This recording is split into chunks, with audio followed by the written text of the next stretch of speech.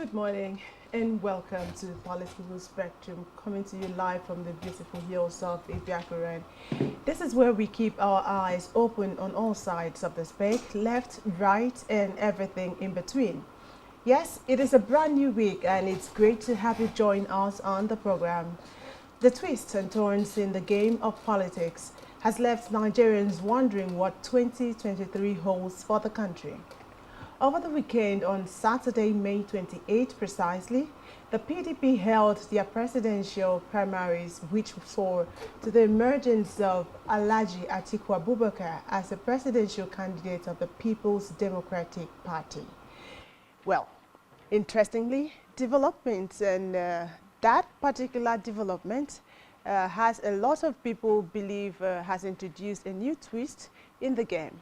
Some prominent key players in the political scene have congratulated him on his win, while others have begun political calculation, weighing the chances vis-a-vis what will happen or who would emerge or who will clinch the ticket of the presidency from the All Progressives Congress.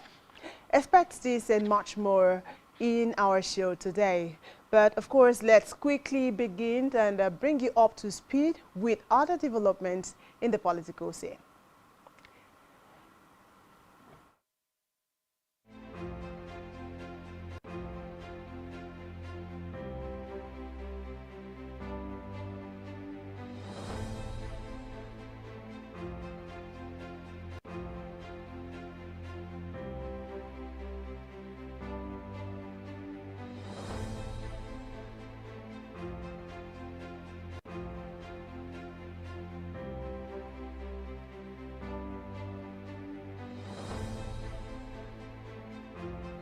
Well, the national leader of the All Progressives Congress, APC, and presidential aspirant Asiwaju Bola Ahmed Tinubu has congratulated the former Vice President Atiku Abubakar on his victory and emergence as the PDP presidential candidate. Asiwaju Tinubu, commended Atiku and the other contestants that participated in the primaries election conducted at the Moshood Abiola Stadium in Abuja on Saturday for the orderly and peaceful way they all conducted themselves during the primaries. Tinubu revealed that he expects Atiku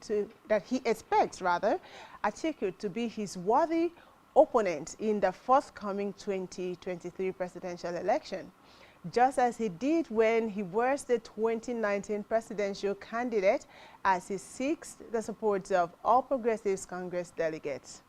Well, Atiku Abubakar, vast experience as a statesman and having contested in many presidential campaigns since 1993, makes his victory an unsurprising one.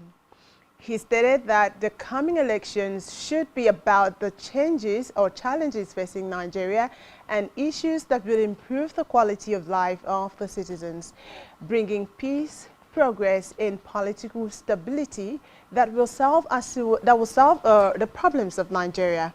Well, Asiwaju Ahmed Bola Tinubu actually stated that the citizens of Nigerians are yet to forget the 16 years of national ruin and mismanagement caused by the People's Democratic Party, and that this will hamper the campaign run by Atiku, who has emerged as the candidate of the People's Democratic Party.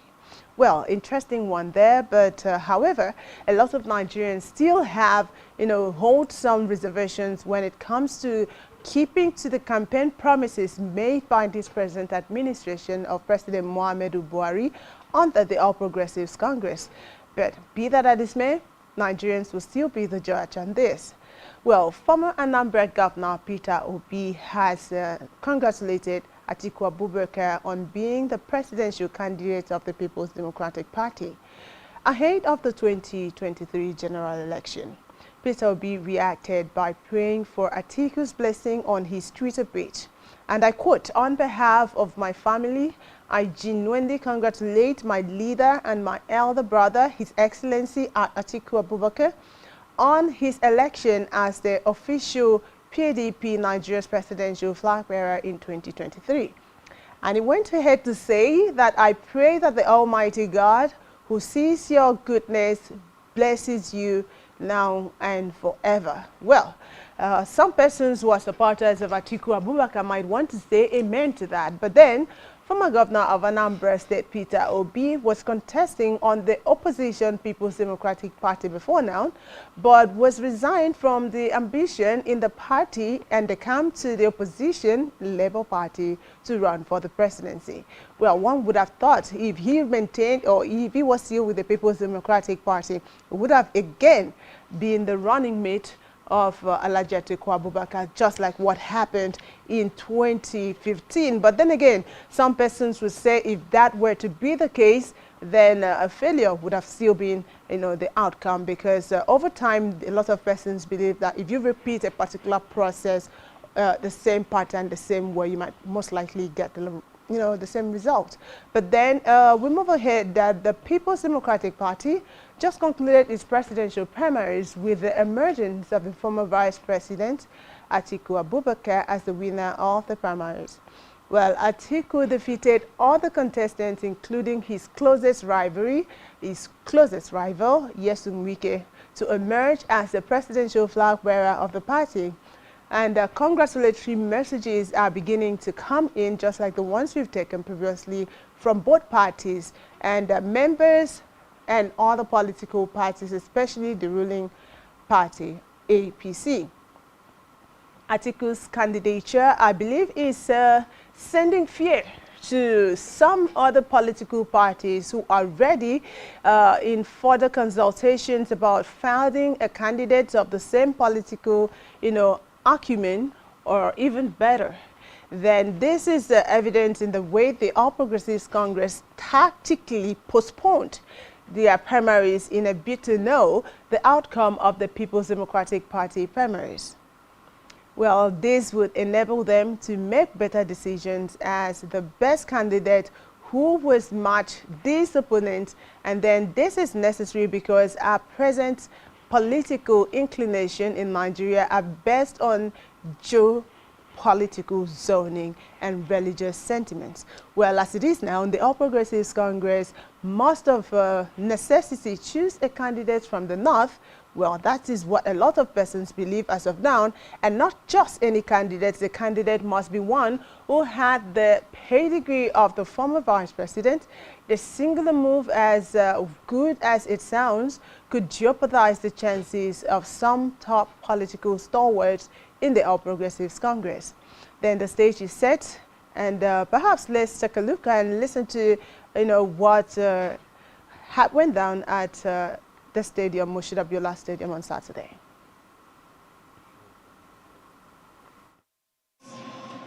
Olivia, 1 vote.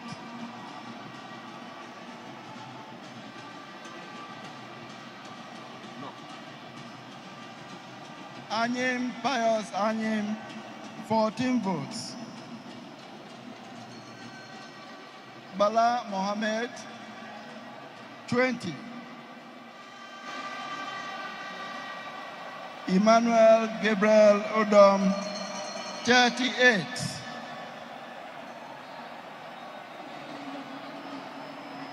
Bukola Abubakar Saraki, 70.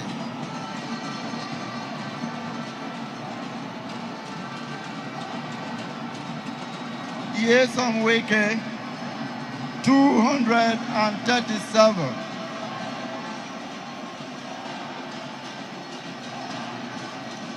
Atiku Abubakar, 371. Total votes cast, 763. Void, 12. Valid votes, 751.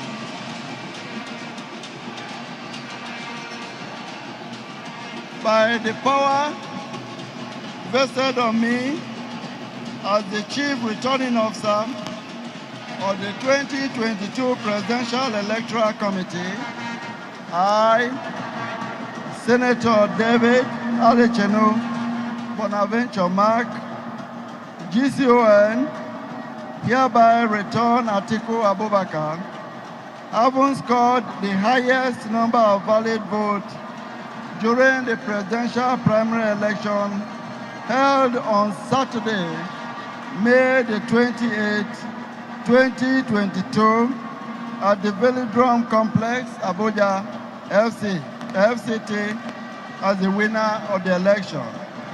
He is hereby returned elected. Members of the National Working Committee of our great party, members of the Board of Trustees, let me make a special mention of the electoral panel that conducted this election, our dear delegates, our most respected governors, distinguished ladies and gentlemen. Today, we are making another history.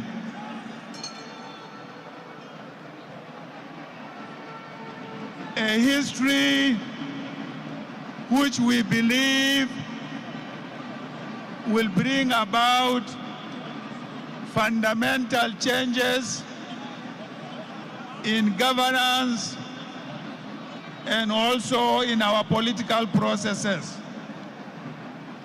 Today, we have witnessed another one of the freest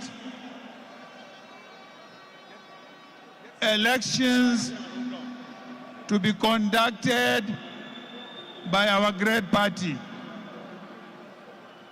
Again, today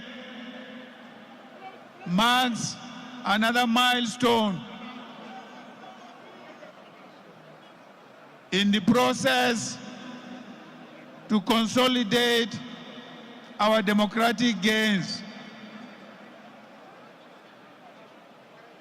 Now you will recall on the 23rd of March this year,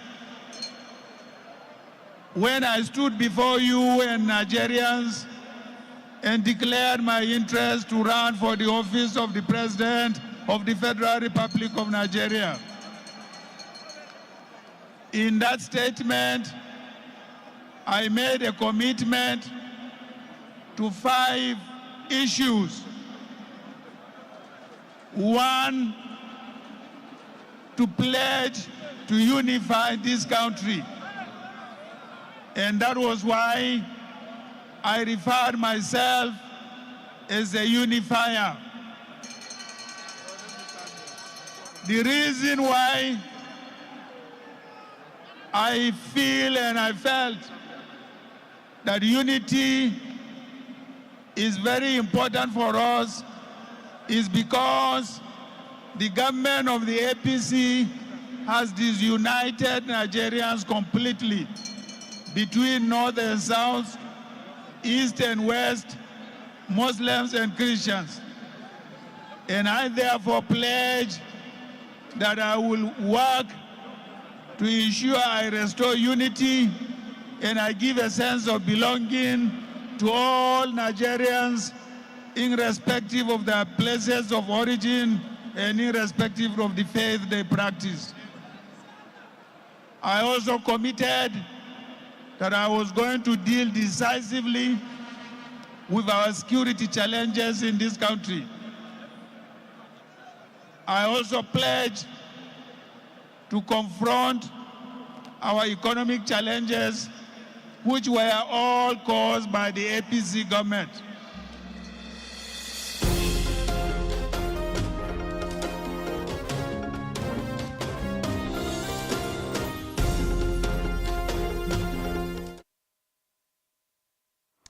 Well, a few hours ago, former spokesperson and chieftains of the All Progressives Congress Party, APC, Lagos branch, Nnewi, best known as Joe Ibokwe, took to his official Facebook page to share a new post as he says PDP has committed a political error by picking Atiku Abubakar as its presidential candidate. Well, according to Elder's statement, he noted that the People's Democratic Party, PDP, seems to have made political mistake and unmitigated error in choosing the former vice president.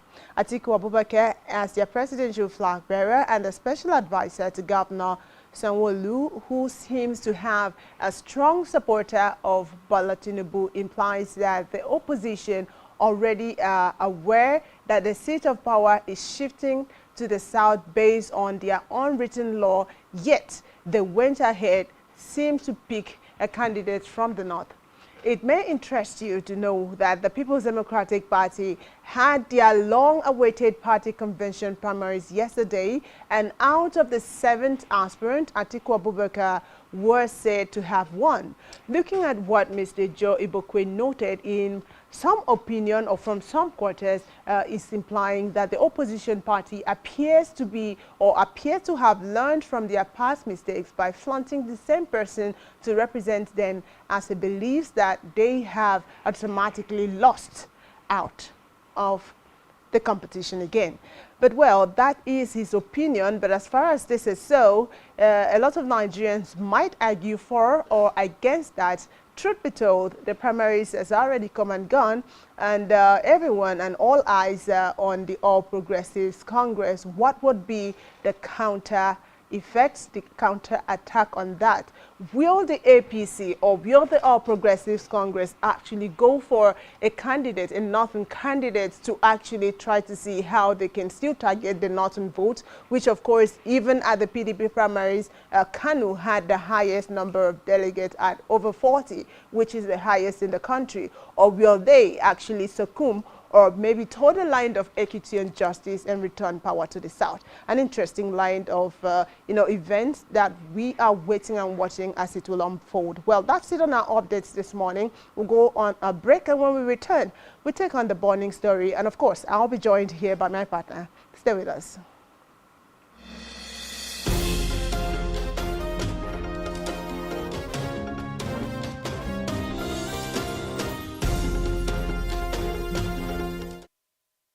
Elections in Nigeria is characterized by fraud. It is not pure election because of the way they conduct it. The elections are here again. For us in Akwa Ibom State, It is another opportunity to elect credible and potential leaders. But I see some of them are not really credible. In fact, when you talk about the credibility in the Nigerian system, it's absent. As for the aspirants, What are your plans to better the lives of citizens and ensure that it is not just another era of political promises? Some aspirants came up with so childish kind of manifesto, something that you know that they cannot do. Even if after campaigning and promising heaven and earth, you find out that by the time they come in, they cannot do 50% of what they promised. Because they are coming to see this. If they don't use this, they will not achieve what they want. So it is the normal thing they must use to convince a man that does not have a proper ideology to vote them. So it's just a mere slogan. It's just a mere slogan to use and have their right into power. What do you, the people, think about the elections? The electoral process has been marred by malpractice and all of that. That's a bad thing in Nigeria. All for election night, you about money. Definitely, no matter what the reforms they are carrying out, they will still be rigging. it's about the aspirants, the manifesto, The people's view, an in-depth analysis. That godfatherism is what has eaten deep into our political system. It has become a cankerworm that has left our political system into a corrupt system. If it is not godfatherism, somebody like me, I will become the counselor. So because I don't have a godfather, it will not work. Because people feel that they will come and invest, they need to get something back home. So the major aim is not about the people, it's about their family and themselves. Godfatherism will not help the politics to grow. It won't help democracy to grow. Vote buying will even be more this time around because these people, most of them have stolen a lot of money and they will use this money to buy votes. who gets to represent you in government at all levels. Well, for me, the new breed aspirants, I would love the new breed aspirants. But for those, there are some of them that will not, I would say, definitely, I wouldn't want them to come back definitely to power. Join us on Akwa Ibom Decides every Saturday and Sunday by 3 p.m. each day, exclusive to Spectrum Television, as we take on the aspirants set to lead you.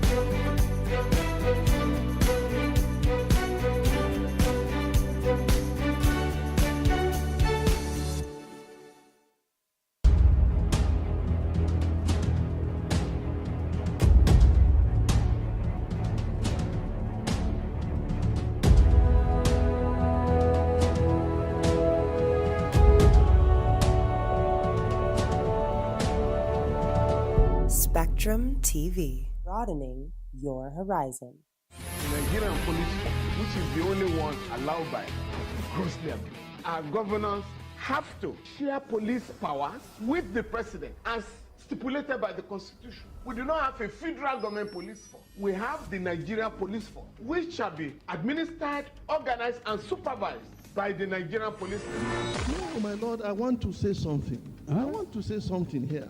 Perhaps it might also enlarge the scope of people who should be invited here for examination. My lord, if we cannot find those who literally murdered Abiola, who are those people who could be said to be the beneficiaries of the death of Abiola? Rogers has linked you with some of the killings he did. He never did. He linked you with the attempted murder of Hebrew. He did not. My lord, the Matters Council is leading the evidence in our matters. Is this an adversary proceeding? It's not, my lord, but you can't be talking about cases which are in court, Is my this an adversary proceeding? It's not, my lord. These cases are in court, my lord. I'm just reminding you, your lordship. My lord, sorry, my lord, I think I'll be in cross-examination. Legally Speaking, a program that deals with legal issues and questions we face as citizens of this amazing country, Nigeria. Legally Speaking. Join us every Friday from 5 p.m. to 6 p.m. for Legally Speaking.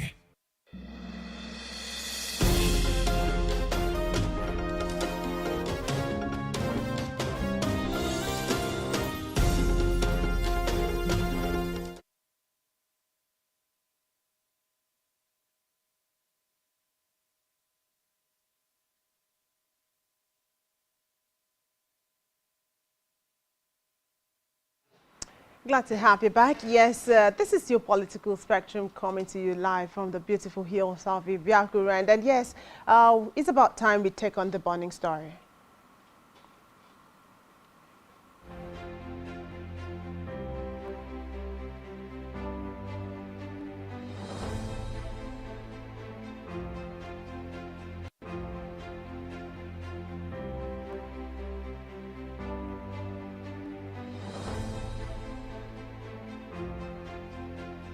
Well, I return on set with Francis, the famed man from Akwa Ibom. That's on a lighter note. Good morning. Welcome once again to Political Spectrum. Glad to always be here. Indeed, indeed. You know, we can't really have a nice conversation if you're not in there, because that's this flow it has. But then again, talking about the burning story, a lot of persons are worried as to how much actually went down for what aspirants spent.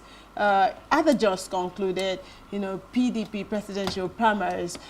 There's information and alleged information that the likes of Governor Nyesom Wike of Rivers State spent a whooping sum of about placed at 30 billion naira. And then also you have from another angle that the governor of Akwa Ibom State put together spent almost close to, if not more than 20 billion naira in the just concluded primaries. And what would wonder, with specifics to what happened in Rivers State, this is the same state that 30 persons died out of a stampede trying to access some humanitarian services, that's food items done by a church. And then this kind of money actually went down. And of course, we saw what happened, the output, which actually was not what was expected. One would wonder, Why this much? Well, we had anticipated, we know the political terrain has always been about money. You recall that one of the rumored reasons why Peter Obi had to step down from the People's Democratic Party has been attributed to funding and his inability or his willingness or not willingness to, be part of those greasing or padding the palms of the delegates, as the case may be. But moving away from Peter Obi and the humongous or the gigantic sum of money that has been spent. There have been reports that Atiku Abubakar, for instance, who emerged as the flag bearer of the People's Democratic Party, spent per head of the delegates $35,000. And that amounts to about millions of naira, almost 8 million naira for one person.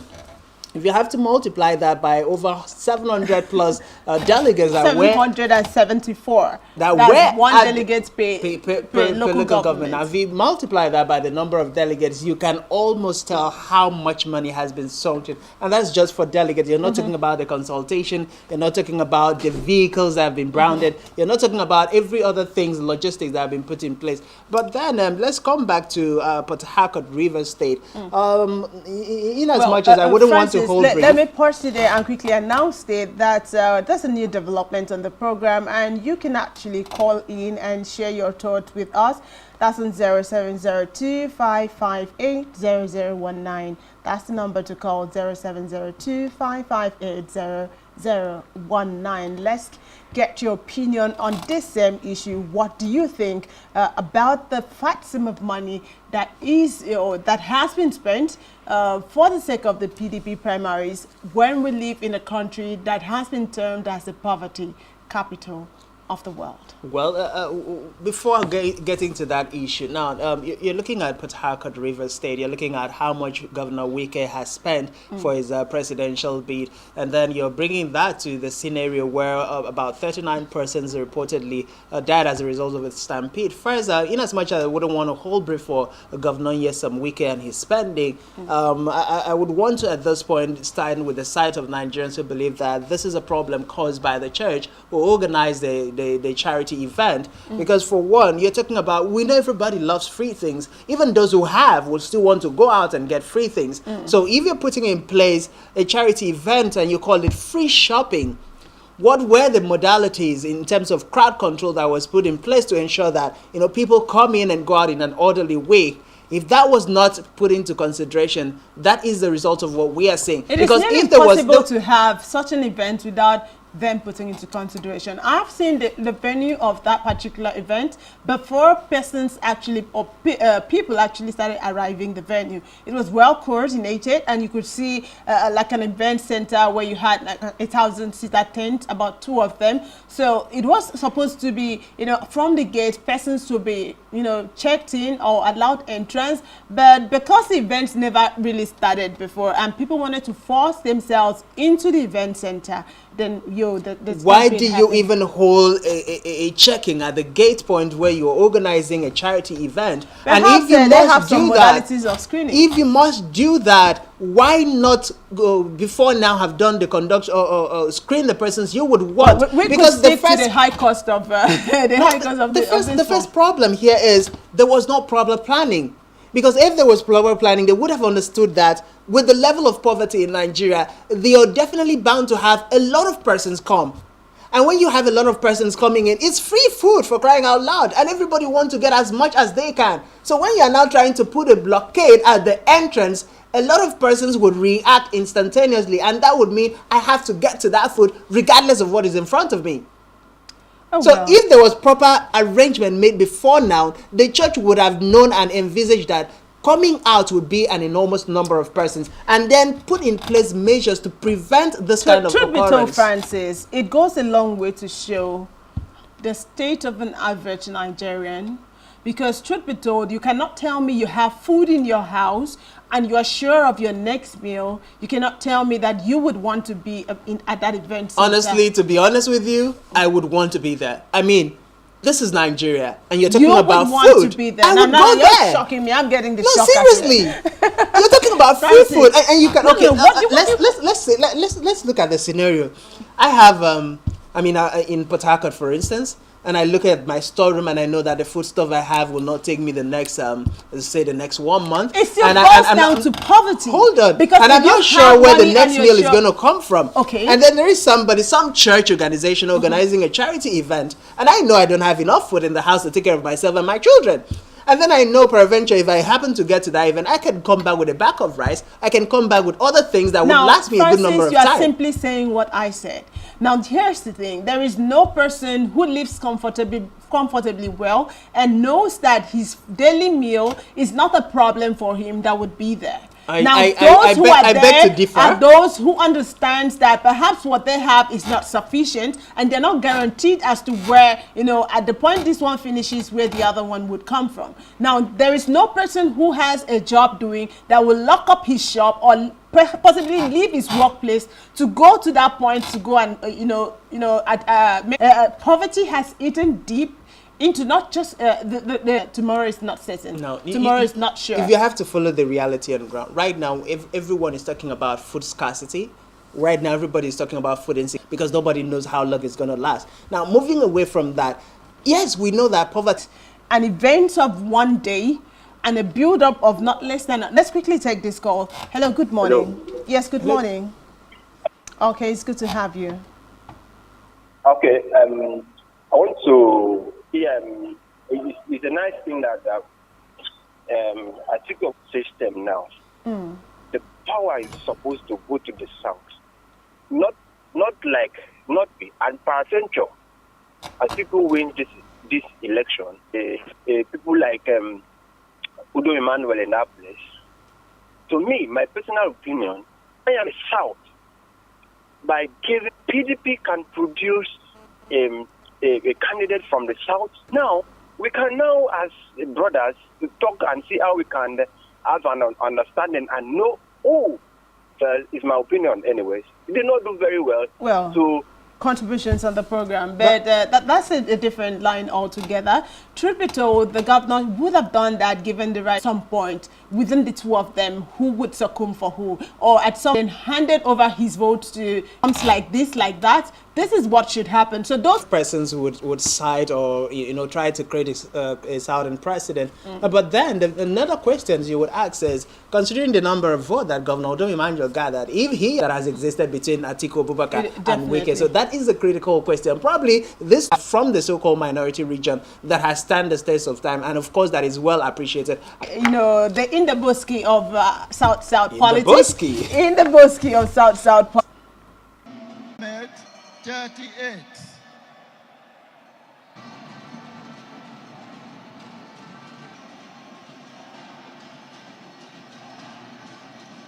Atiku Abubakar cast 751. 22 Presidential Electoral Committee. I, Senator David Alechenu, scored the highest number of valid votes during the presidential primary election held on Saturday as the winner of the election.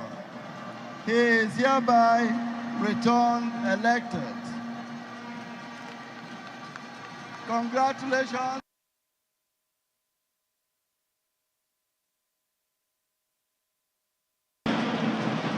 Members of the Board of Trustees,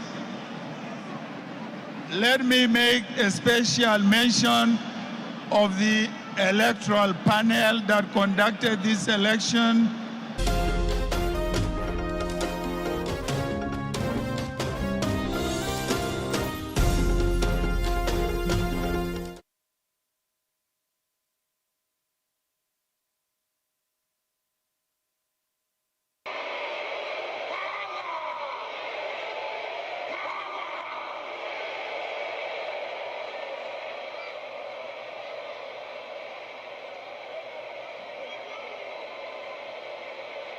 Your Excellencies, our dear leaders, very important delegates today, gentlemen of the press, ladies and gentlemen. I have come come to your states to speak to you.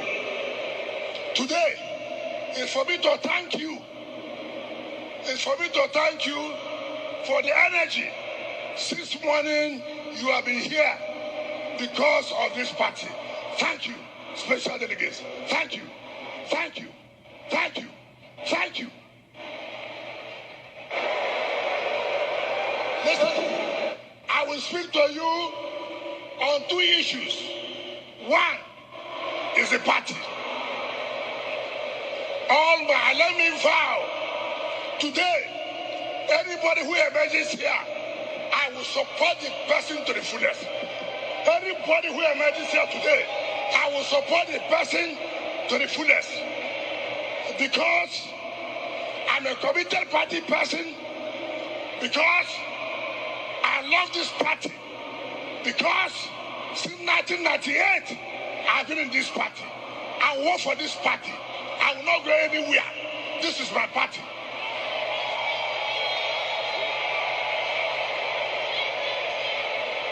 Secondly, if I emerge today,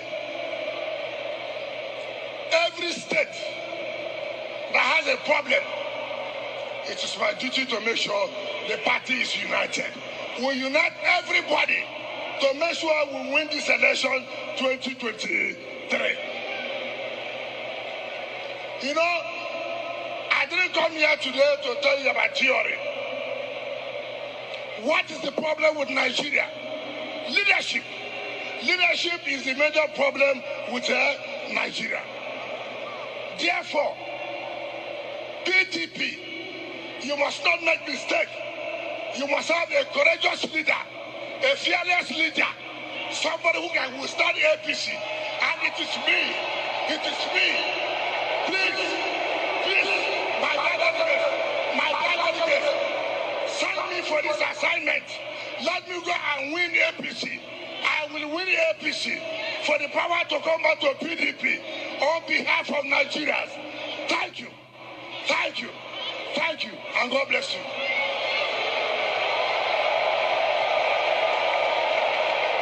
Thank you.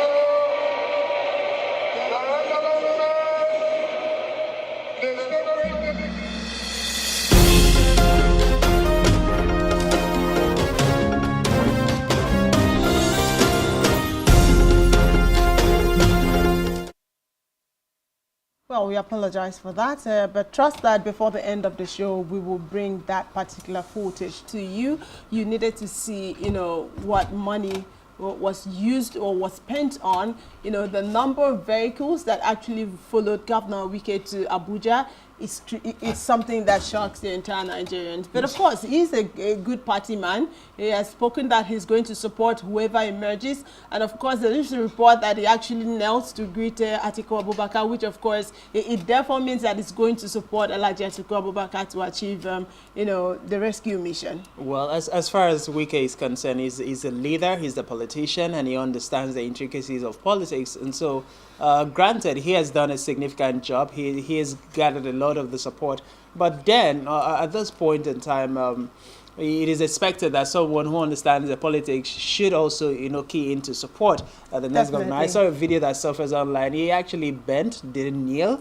I don't know those who are saying he knelt. You would hear that he prostrated, and you will even see Photoshop pictures that he actually prostrated. But you know, in the spirit of sportsmanship, it's just like you have in the football scene when people get to win, they exchange jerseys, and then, you know, they shake the hug and all of that. It's expected in every game. So if in politics you don't get to concede defeat, or you can't congratulate somebody who has won, then it therefore means you were there basically for your selfish interest. Definitely. So for anybody who is a leader and understands politics and was there for the interest of the masses, then congratulating and working with the next person is the best way out. We'll go on a short time out. When we come back, we return with our guest, and of course we'll be taking a look at the game and going forward what it means. The emergence of Alhaji Atiku Abubakar as the presidential candidate of the People's Democratic Party and the new tweak in the game. What does this mean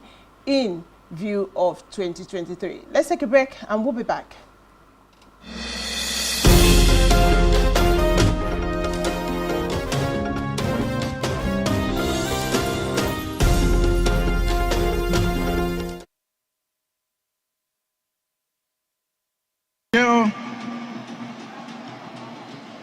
Votes Olivia, 1 vote.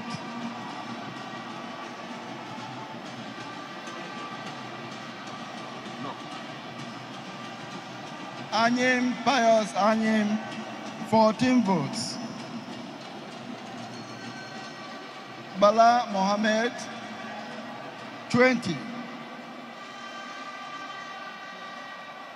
Emmanuel Gabriel Odom, 38.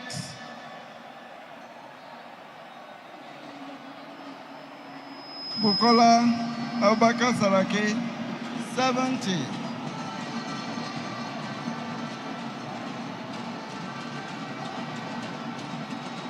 Yesom Wike, 237.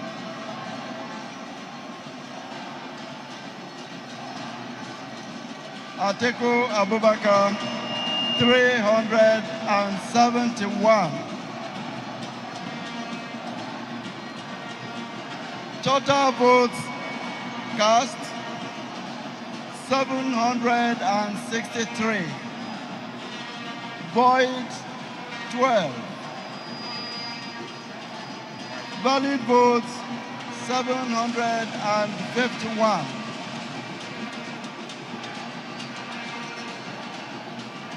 By the power vested on me as the Chief Returning Officer of the 2022 Presidential Electoral Committee, I, Senator David Alechenu Bonaventure Mark, GCON, hereby return Atiku Abubakar, having scored the highest number of valid votes during the presidential primary election held on Saturday, May the 28th, 2022 at the Velodrome Complex, Abuja, FCT, as the winner of the election.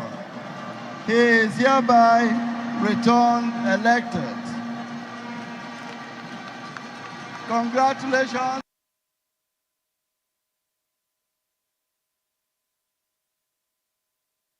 Votes Olivia, 1 vote.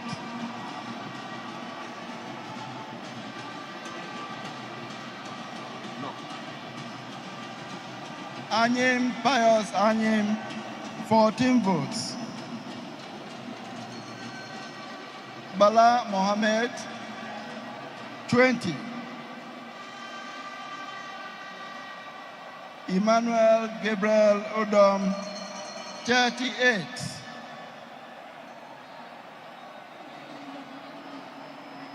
Bukola Abubakar Saraki, 70.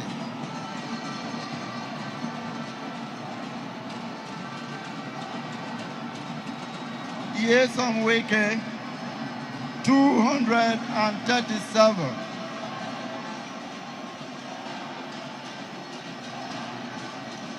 Atiku Abubakar, 371.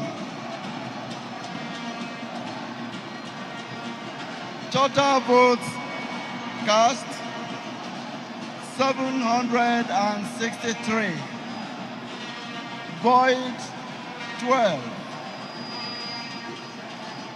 Valid votes, 751.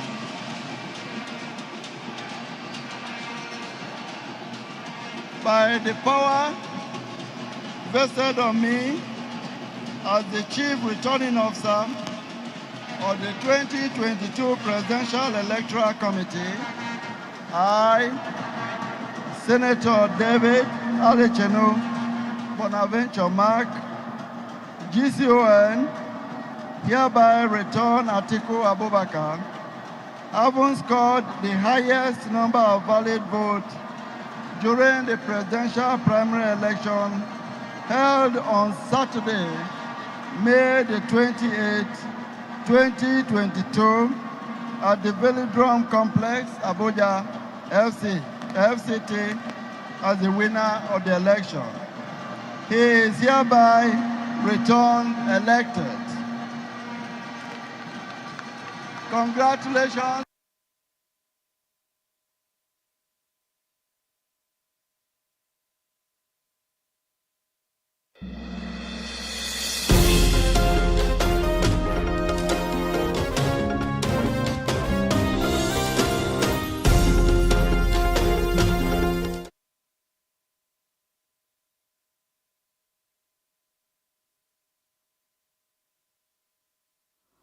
Glad to have you back. Yes, you're still watching Political Spectrum coming to you live from the beautiful Hill Sapi Biakuran. And yes, we've been joined on set by Comrade Victor Namo. He's a political affairs analyst, and of course, his face is more of a regular face in the house. Good morning and welcome. Good morning, Otto. Good morning, Mr. Francis. Good to Good have morning, you join viewers. Yes, let me first start with this. You know, I'm sure that you monitored the entire process of the presidential primaries. Yes, I did. How does the outcome come to you?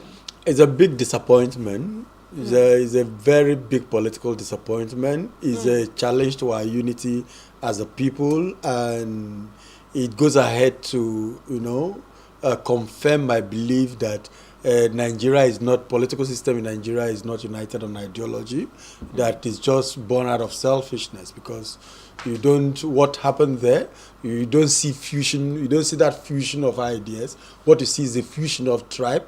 What you see is, to forget about what Atiku said about being a unifier. What happened yesterday actually deepened the ethnic lines and the tribal, and heightened the tribal sentiment in the country. So to me, it was a huge disappointment. Well, a lot of persons have actually questioned the credibility of some of the aspirants. In fact, all the aspirants within the southern region, they have said, yes, in as much as we understood that Tambuwal had to, bow in for Atiku Abubakar to gather the votes, the number of votes that he gathered, that if the same thing had happened within the aspirants within the southern region, we probably would have had Wike, for instance, emerging as the flag bearer of the People's Democratic Party. What would be your comment on that? What I actually expected to see is there is nothing wrong in one stepping down to the other one, but not stepping down on tribalistically or because of ethnic, because of the region they come from. There was nothing wrong in Tabwa stepping down for Wike. You understand that? So I am not of the opinion that the southern candidate aspirant ought to have stepped down for the ought to have united. My belief is that there should have been that generational alignment, because I see Wike and Tabuwal as people of the same generation. I know the kind of energy. I also see that, look, it was a sort of politics of betrayal. I know the energy Wike injected into ensuring that Tabuwal stay in power. I know the energy Wike injected to ensure that Obaseki stayed in power. But then all of them tilted toward the same old wine, the same process we are running away from, the same people will feel, because anyhow you put it, Atiku had been on the ballot for a very long time now. Yes. He's been a vice president of this country. And our agitation have been that they've been failures, because from 1999 till now, nothing has really changed. And Atiku has been a continuous player. So seeing some people who are looking for changes still falling back to where they come from. So I see the people are not ready for the change they need. So you've talked about the energy we can inject to ensure that Tambuwal stays in power. And of course, when we talk about politics, it's about interest, and there's always segmentation of interest: the national interest, the regional interest, which of course,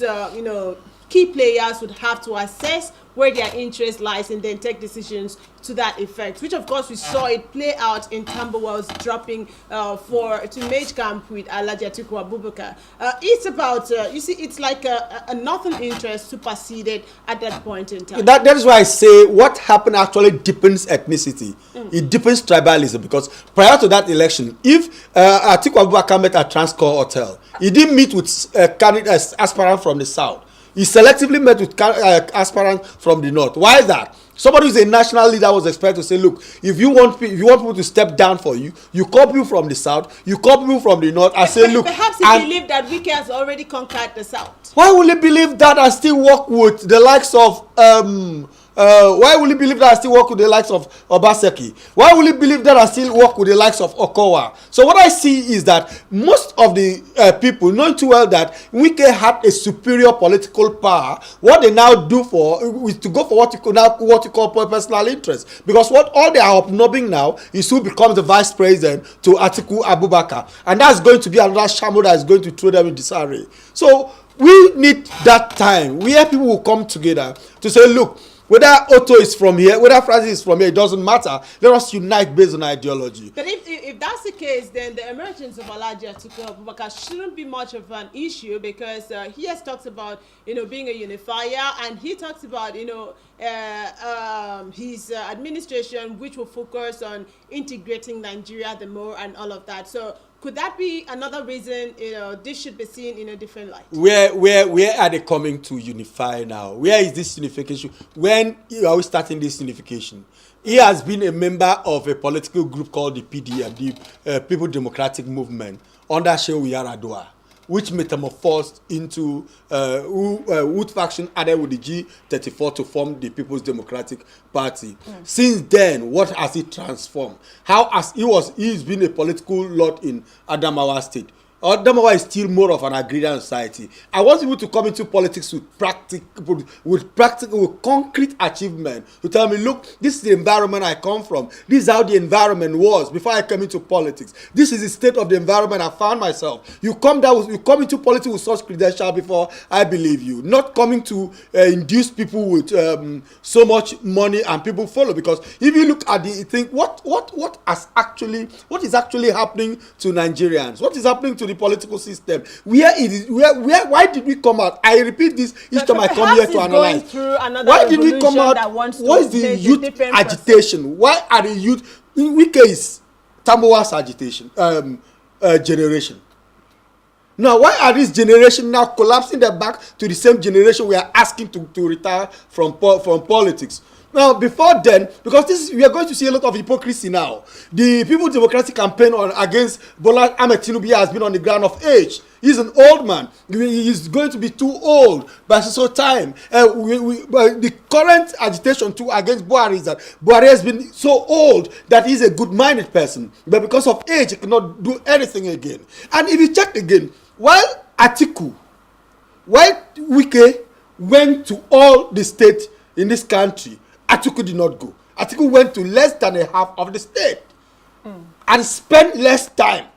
So how will he ascertain his own strength going by that? Because those were tactical. Atiku practically held a town hall meeting that cuts across all states of the federation before he even got the nomination form. Listen to me, my sister. If you check those things and the time and the energy they inject, the way Atiku was talking, was that the same way Wike was talking? So if you look at the difference that, but what really pains me, what I see as bad is that I expect at this point that we should join ideas.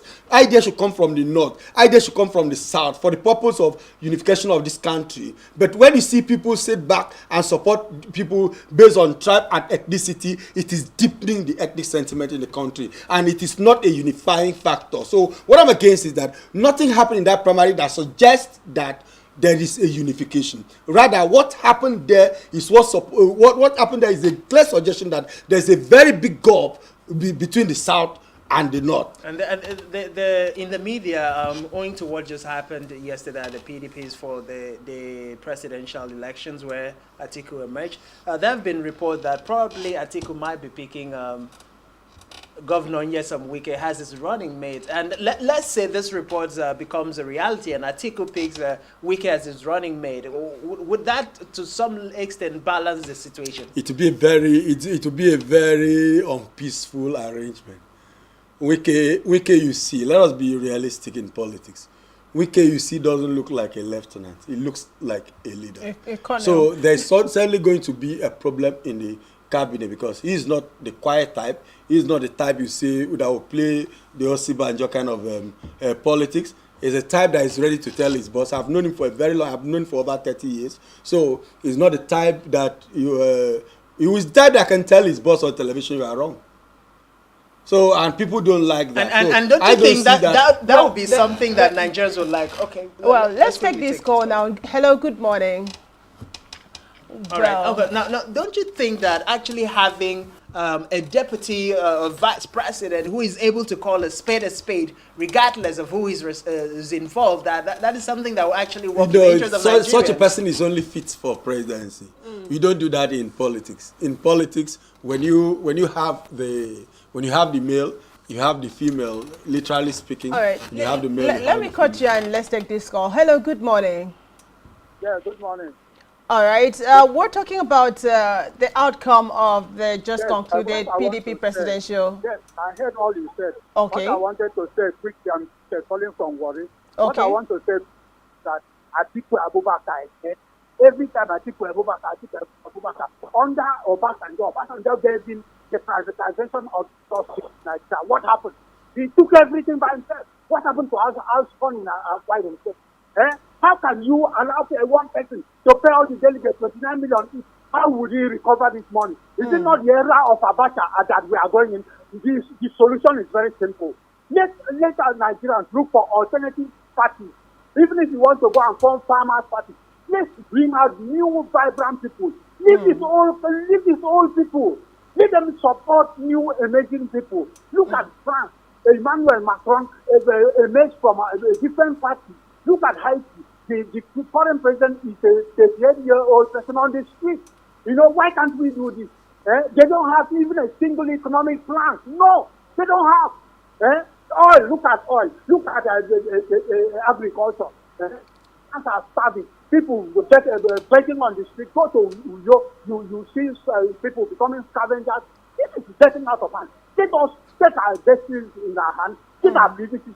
What these people are, forget about our people. Go to any party that you have vibrant people. Peter BAS, there are so many. Leave these people and leave this wasteful spending. Thank you so much. God bless you. Well, thank you so much for sending in or calling in on the show. But truth be told, there are many dimensions to this issue. You know, he's taking us back to when Alhaji Atiku Abubakar was vice president, you know, with President Olusegun Obasanjo. He was in charge of privatization, and a lot of Nigerians don't seem to or do not want to forget about what went down during that time. We're bringing it forward now. And what do you think that difference, what do you think that would make? Hello. Well, Nigeria privatized a lot of things, and the worst that was privatized was electricity. Hello? So all right, today, hold on, sir. Hello, good morning. Yeah, okay. I am answering the call back earlier, and now that you have a guest, we need to call back. I'm calling from you. Okay. Okay, you see, there is something that the North call the Northern Agenda. And it's like both APC and PDP, they are forgotten about this agenda. That these people want to cling to power, like they want to hold it, they don't want to leave it to anybody. Now that is the Southerners turn, like the South turn to actually rule Nigeria. You see, these people are coming back, coming out with this agenda, and are making it look as a party thing. Making it look like a party thing. Now the PDP should go back to a presidential in PDP. The North should provide the presidential candidate. Okay. Knowing fully well, if you look at APC, they are trying to see how they can bring Goodluck Jonathan, knowing fully well that if they keep ticket back to Goodluck Jonathan, that there is no how at this point in time that Goodluck Jonathan will be able to win Atiku. Now you see that the power will now go back to the North. Now you see that the Northern agenda will keep on playing time and repeatedly in Nigeria, leaving other the political zones, leaving other ethnic groups like nothing. What I am saying now, everybody in the South should come back and think about this. Now, people had already won. Okay.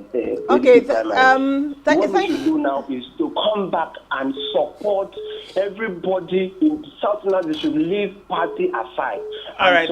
Thank you very much. Now, we totally understand your standpoint. We have to let you go now. And contest election with the Atiku Okay. For now, we should not even think of what April is doing now, trying to do consensus to give power back to. I'm afraid we'll have to pause it there and continue. Let me come to you. In the first place, do you think Alhaji Atiku Abubakar is a sellable candidate, considering the fact that quite a number of persons, judging from some of the persons that called, they believe that they had supported him and they've been supporting him over time, and he still, keep coming back. Do you think he will still have that very massive reception? Also, I am not a pretender. To anybody who is conversant with the history of this country, Atiku is never a sellable candidate. Unless you are not conversant with the history of the country. But what I'm asking here is that we are agitating that the country is bad. We are agitating that we have not had any improvement. We have not had anything to be proud of since 1999. And these are the same people who have been part of this arrangement. So why should we even think of bringing that same generation that we all collectively feel that generation has failed us? Not Atiku in person, but those in that generation. Because there's just no way Atiku will not go back to his generation to take advice. There's just no way. Atiku cannot come and be your friend as a younger person. Atiku will still have he has schoolmates, he has political mates, he has all political structure. He's going to rely on them to take advice from them. So what improvement are you expecting from that? Again, you raised a question about issue of privatization. Yeah? We know that the only thing that has a semblance of workability would be the GSM. Otherwise, every other thing is wrong. And he foresaw all those things there. Atiku too wasn't a loyal person to Obasanjo. All right, we'll return to that line of conversation, but let's pick this call. Hello, good morning. Good morning to you. Hello, good morning. Hello, good morning. Good morning. All right. My take on this issue. Good morning. Can you hear me? Yes, we have you. My take on this issue about the takeover is just like the last one caller pointed it out. It's very, very unfair. A country that is so dragged by corruption. Now, we are talking about when Atiku Abubakar was the vice president of this country. He was the chairman of privatization. He corners everything to himself. And now that same person wants to come back and rule and be the overall number one. Do you think if he had done that when he was number two person, what he becomes the number one person? I want every Nigerian to take note of that. I don't like Atiku for any reason. Well, we'd like to stop you on there. You won't have to say that. In this country Okay, sorry, that's the much we can take on that for that particular caller. Mr. Nomo, we still were talking about privatization. Yes, we've seen anything that happened. It doesn't. Atiku is not an institution; it's just a person. But it was part of that institution. In a same climb, once you are part of a process that has failed, you are not politically sellable at that particular period. Again, Atiku as a person is a known. What will I describe? Is somebody with a very great war chest in this country. Do we need to continue with people, because they are rich? If we need a political change, if we want to develop a political culture, why don't we come out as Nigerians and say, okay, we are now investing you as an individual to go into leadership. You are investment in the leadership corridor. Why should we be induced to do that? So we need new people. I'm not accusing anybody, but sometimes it's good to be very realistic. I virtually when all the PDP aspirants visited this state have been where they were. I know what happened. I know people who come out to speak about leadership, like Obi, who has just left to another, I don't know whether he has announced Labour Party. A party. Now it is time. It is not time for Nigerians to say, let the South. Where I want to disagree with the other caller is where the South. I don't want a situation where let the South go and vote for South now. No. Let it not go and vote for North. No. What we need is that let the like minds in the South liaise with the like minds in the North and vote for a candidate of the people, not a candidate that we are induced. Again, Nigerians have come to a point where they should begin to think of liberating themselves from what I call party slavery. I tell people here on this, I tell you very often, even on sister programs, I say it, that keep PDP here, keep APC here. I'll tell you this is a dozen, this is 12.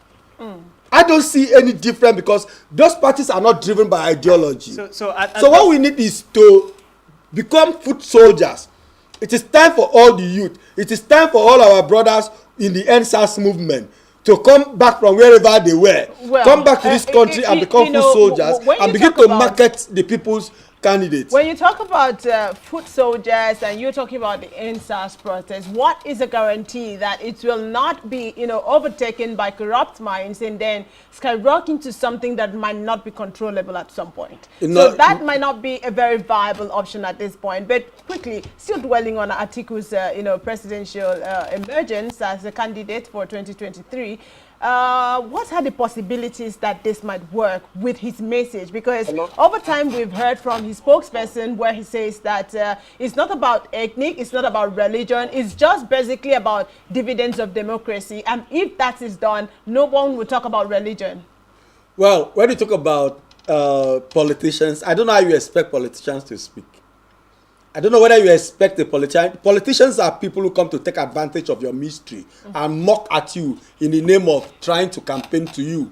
Because if you are a core Nigerian and you know that since the removal of Gaddafi from Libya, we have had the Arab people with so much gun moving down to West African countries. Now somebody will come to tell you, look, I am coming to stop that, without telling you how he's going about to stop it. They've been part of this insecurity for a very long time. Boko Haram started right during the time of Obasanjo. Now, what are they coming to tell us again? Are they not just taking advantage of the people? Who are the sponsors of these bandits? Are they not politicians? Are they not in APC? Are they not in PDP? So when they come to tell you all these stories, that's what I say. If you want to change the political narrative, you must come with a different storyteller. Not people who come to repeat the same line they've been telling us over years. So this man campaign on, what are you going to talk about economy? We have a global meltdown. Let the truth be told. We have a global meltdown. We are even happy in this country that we are not crossing borders to look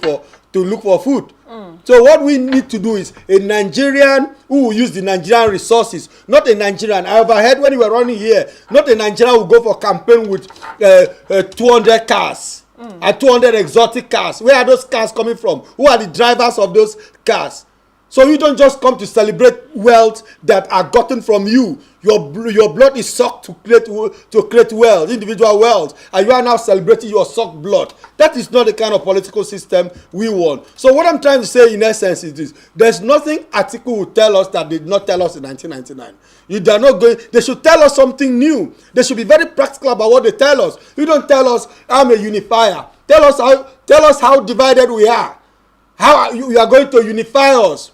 You don't just come here and sit down and tell me I will be a better journalist, but you are not in front of television to do presentation. That is not the kind of thing we want. You want to tell us that you want to build agriculture. Tell us what you are going to do. Practical thing about what you're going to do. Don't repeat the same line you repeated in 1999. So what I'm insisting is that for this country to get better, we need new hands, new ideas, people that are less corrupt. Because if I want to say people who are not corrupt, that would be an extreme statement. Wow. People that are less corrupt. We have seen people. We should go to people who were state governors. We should go back to people who were the head of parastatals. We should go to people who have been given opportunity before and look at their records. Not people with bad records coming back again to repeat the same story again. All right.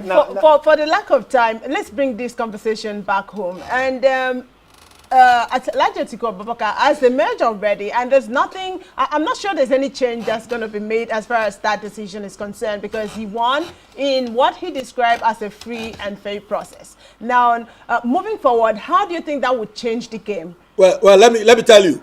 The process to that election was only free in front of television because it was stage managed. Let me tell you, because if I call you and call them out here and say, according to our politics, even though that is not a conventional behavior, and say, place in Biamia, if there were no exchange of dollars for them, they will not say that. What we see on television is what. So let me also agree with you partially. I don't want it to sing so that you don't think that I accept it totally that it was a free and fair process. Okay. What I want Nigerians to say is what I want you, I will start with you, Otto.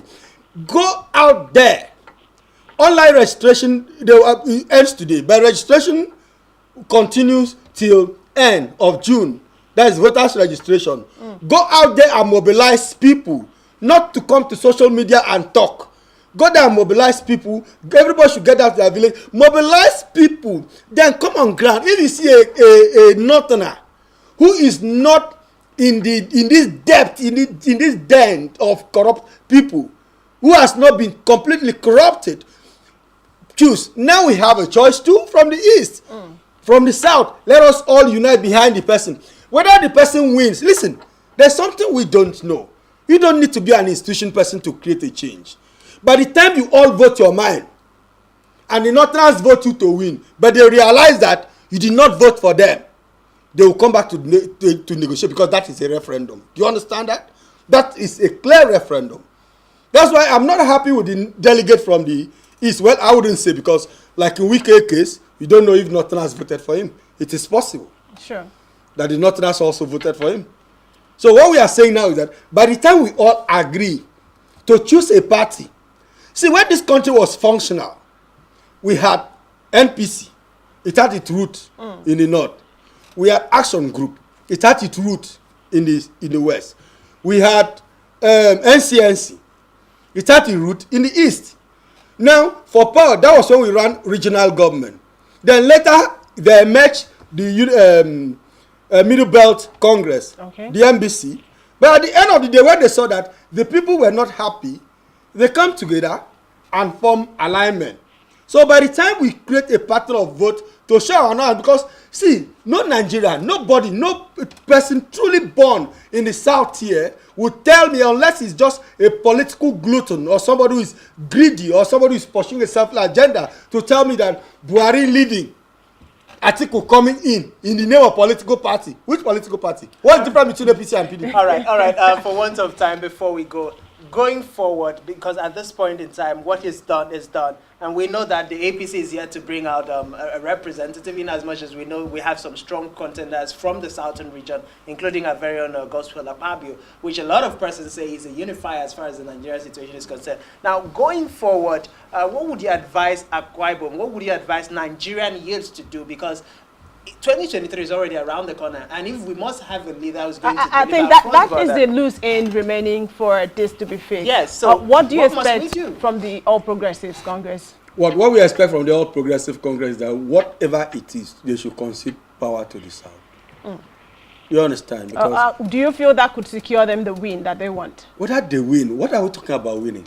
It's like when people were saying, give the power, give the ticket to the north, so that northerners can vote. So they are now telling us a new model for tribalism. They were openly telling you that the northerners are not ready to vote for you. So why did you go to vote for them?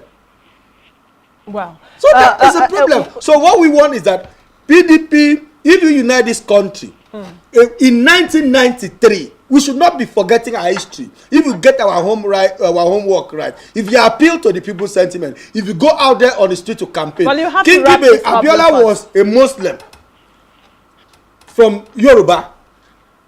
King Gibe was a Muslim from the north. All right, let's just irrespective of the not sentiment, they were voted across line. That can still happen. Well, we look forward to see better days for Nigerians, as of course we expect other political parties to come up with their candidates, and of course INEC has extended the deadline for political parties to bring on or to nominate candidates to bar for different positions. So perhaps they will take advantage of that. But well, thank you very much, Mr. Victor Nama, for coming through on the show. My pleasure. Well, we hope that you get happy at the end of the day.